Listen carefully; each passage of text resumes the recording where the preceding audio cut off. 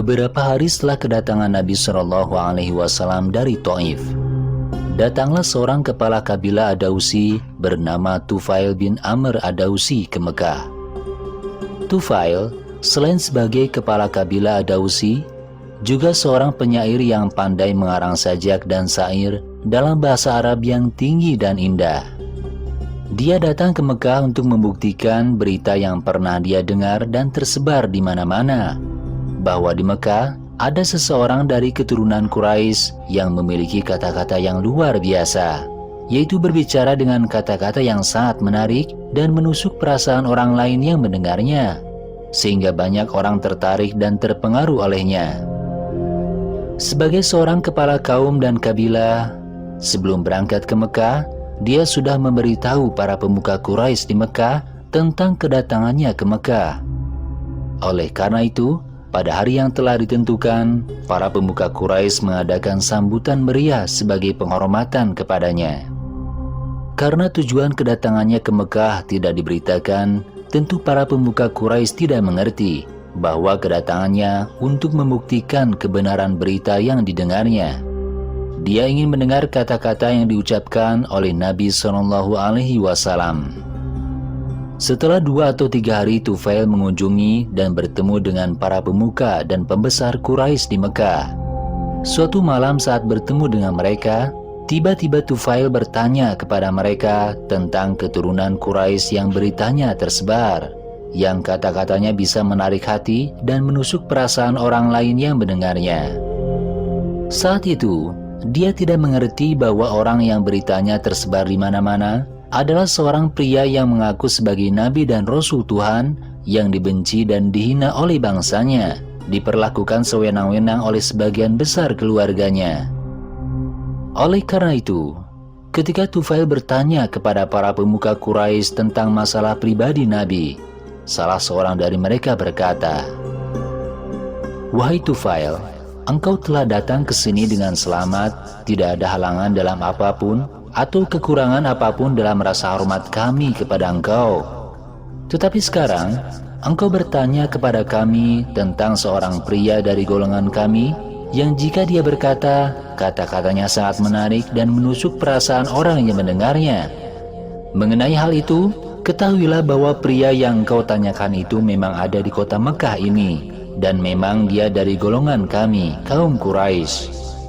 Namun perlu diketahui juga bahwa dia adalah orang yang suka berselisih di antara kami.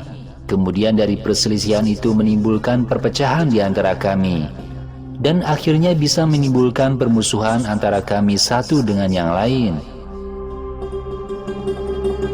Selanjutnya, salah seorang Quraisy lainnya berkata,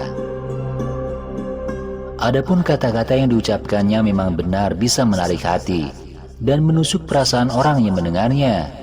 Tapi tahukah engkau bahwa kata-katanya dan semua yang dia katakan adalah sihir yang tajam yang bisa mempengaruhi orang yang mendengarnya. Oleh karena itu, ia dapat memisahkan antara seseorang dan orang tuanya, menceraikan istri dari suaminya, atau suami dan istrinya, dapat memutuskan persaudaraan antara seseorang dengan orang lain, dan seterusnya.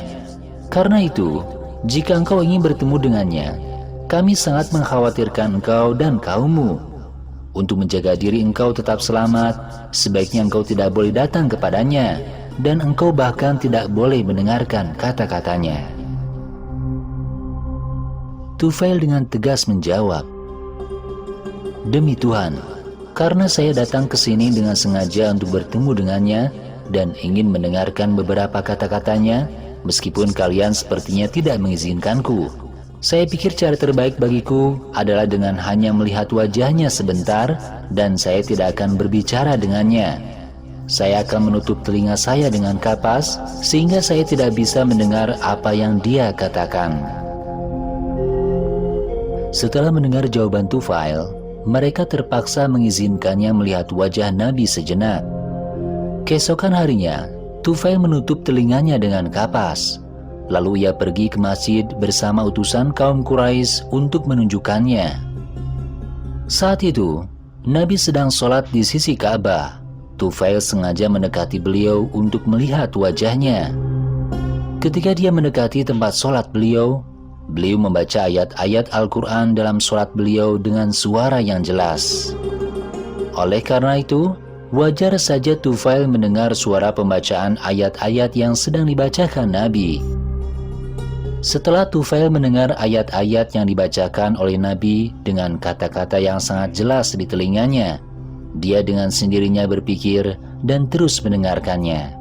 Lalu muncul pertanyaan di hatinya, mengapa kata-kata ini begitu indah? Begitulah pertanyaan yang muncul dari hati Tufail. Dia berkata sendirian, saya tidak akan takut akan hal yang baik daripada yang buruk. Apa yang akan menghentikan saya jika saya mendengar apa yang dibaca orang itu? Hal yang baik saya akan terima, dan hal yang jelek tentu saya membuangnya.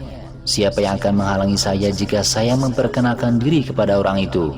Kemudian saya dapat belajar darinya apa yang saya tidak tahu.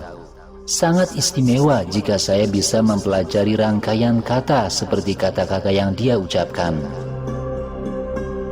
Demikian kata Tufail sendiri ketika mendengar ayat-ayat yang sedang dibacakan Nabi SAW dalam sholatnya.